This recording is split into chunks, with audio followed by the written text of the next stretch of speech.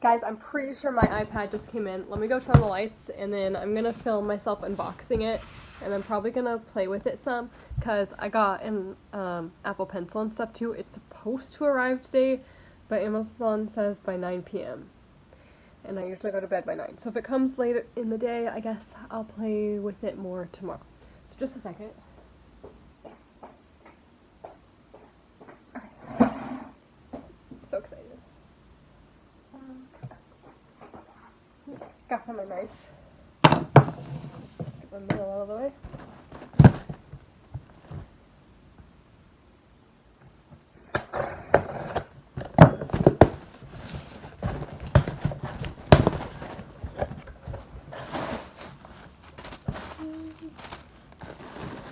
They've wrapped it well, which is good. Let me see if I can. I'm just using my phone because I still don't have my camera. I don't know the best way to do this. We'll just do it like this. So here it is. It's the 128 gigabyte iPad 6th generation, 9.7 inch with Wi-Fi. I don't feel the need to have cellular data. Just gonna carefully open this. My knife will cut it. It really needs to be sharpened.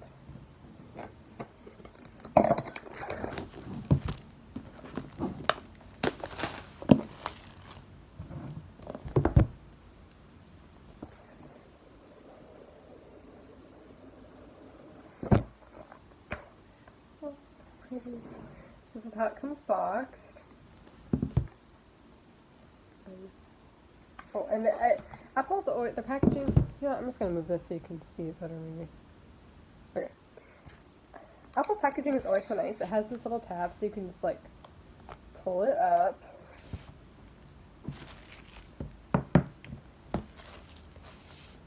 And then we have this, which I'm assuming is just like tells you about it, and so many little papers. Oh, and then gives you, you know, the typical little sticker things.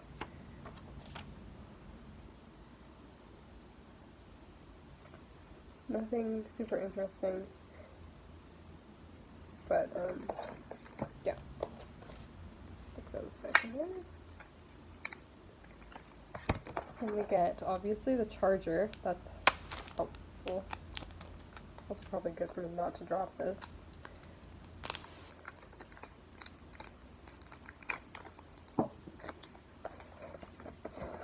And then this little guy. And if well, I mean, obviously I'll get the pencil and stuff. I'll unbox everything else as well. Because I also bought myself a case, a screen protector, obviously the pencil, and then a glove thing so that when I'm drawing, my hand doesn't activate the touchscreen, hopefully. So let's put this back on here.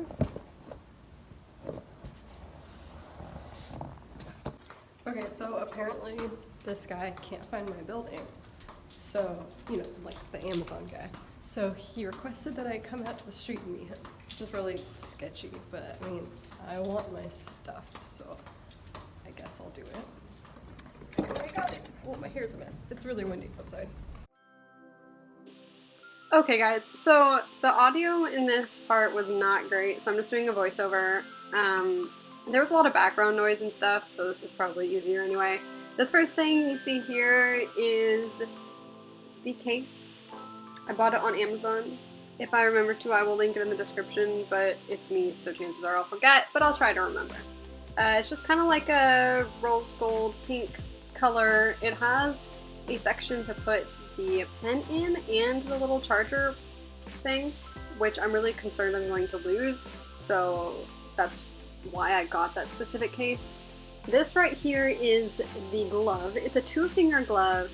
It's supposed to be thick enough that it keeps your hand from activating the screen, which seems to work really well, though I have a tendency, and this is mostly just because I worked up until this point really with traditional media, to press really hard on pens and stuff.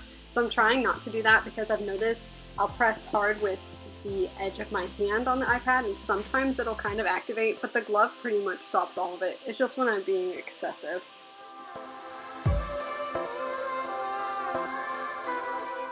This here, of course, is the iPad cover.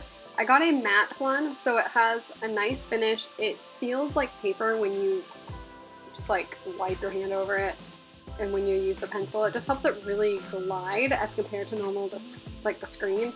Your hand would get kind of stuck on it, and the glove is used for that a lot as well, but I think having the glove helps, and then the matte definitely helps, and I like that you don't get a lot of the reflection from lights and stuff because that drives me insane. Obviously, this box I have in my hands is the pencil itself, and in here was just like the instruction booklet and that kind of stuff, but it's a really weird shape.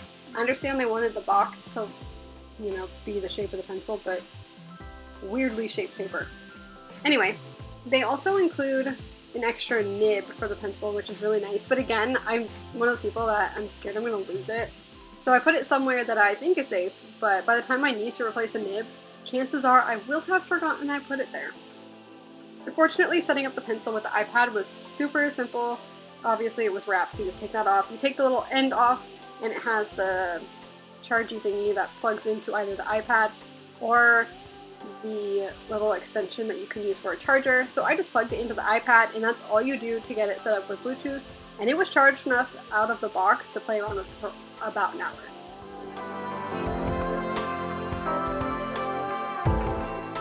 Hey guys, this is Melody from the future doing this voiceover. So the first thing you're going to be seeing is me just playing with all the settings on the iPad. I wanted to go through in Procreate and just kind of play around with everything and get all the controls set up to the way I like it. Obviously, because I was setting so much stuff up at first, I did not remember all the controls, so I'm still, I mean, it's a week or so later now, I'm still every once in a while having to go reference and see how to do something. Just because I haven't done it a whole lot yet. But initially, I really like it. It's really, really easy to use. It's intuitive. Obviously, with any new program, you're going to have to look stuff up. And that's just how it's going to be. There's going to be a learning curve, but I feel like the learning curve for this is pretty small. If you just give yourself half an hour of time, you're going to know how to do a lot of stuff on here. And I'm not like the most advanced artist when it comes to digital art. I haven't used Photoshop or anything like that, and there's some things that obviously I don't know how to use.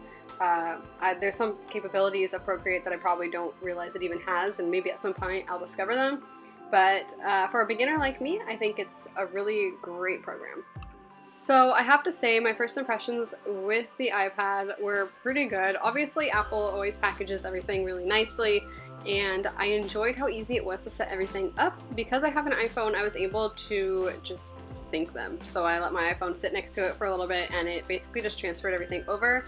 I did choose not to have the apps transfer over just because there's a lot of apps that I use on my phone that I'll probably never use on my iPad, and vice versa. I will probably never use Procreate or any of the drawing apps on my iPhone, so I don't really see the need in transferring all of that information. Procreate itself, it was $10, so compared to a lot of other drawing programs, it's pretty cheap, but there are free ones out there like Medibang, and I think there's a free Adobe Sketch on iPad as well, so I will probably try those two out when I have time. So if you're interested in seeing a video of those two programs, let me know in the comments below. So for digital art, I have done a little bit. But not a whole lot, and never on Procreate. I did use it once or twice because I went into the Apple store just to kind of play around with it and see the differences between the Apple pencils, and I really didn't see much, which is why I was okay going for the older Apple pencil versus the newer one. So what I really wanted to do when I first turned on Procreate was just kind of play with the brushes, but that is something, again, that I've kind of done at the Apple store, and I did not explore with every single brush while I did this piece. I kind of wanted to stick in my comfort zone a little bit while I was first learning, just because I wanted to see, with the tools that I would normally use in Medibang with the little tablet I had before, how it would hold up. And if it was easy to use or even easier. I have to say, it was such a relief how easy it was to use. I actually got kind of emotional about how easy it was because I remember trying to draw on my little Wacom tablet. It's one of those ones where it doesn't have the face, so you can't see what you're drawing on, you just look at your computer screen. And I just remember trying to draw on that and getting so frustrated at times that I couldn't get my lines to be straight, I couldn't get them where I wanted them. With this, it's so easy, and I didn't notice any lag at all with the Apple Pencil, which is really nice because I think that's something that would be really, really frustrating. But I mean, software-wise, I don't know that I have a whole lot to say. Everything seemed to run really, really well, and I appreciate that.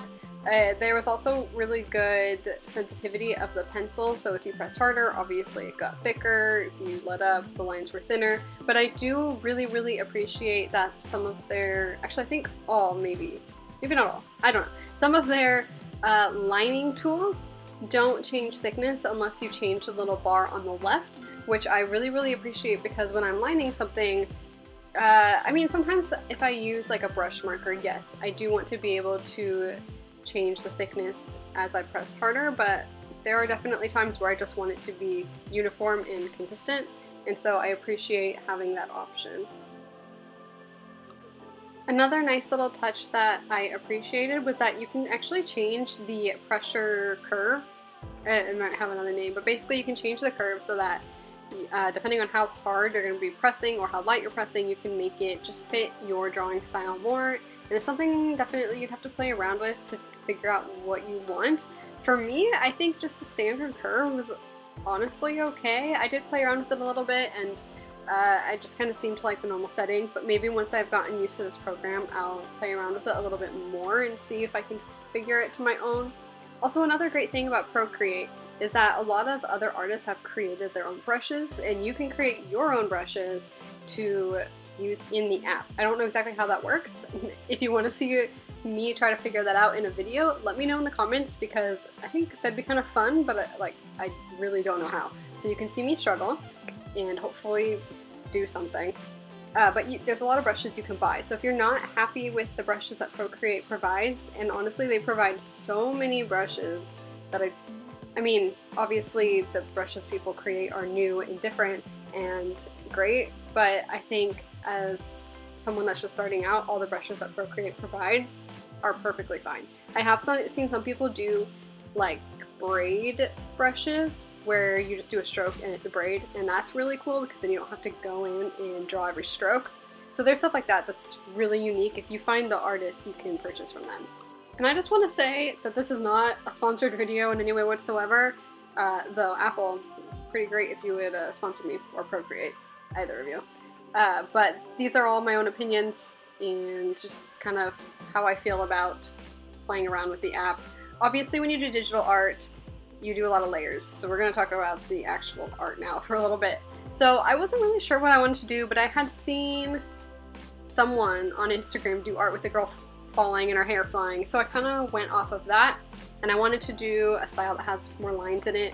And this is where I got really happy and like almost a little emotional because it was just so easy to get the lines where I wanted them, that it was just like just so nice. Can't even explain how nice it was.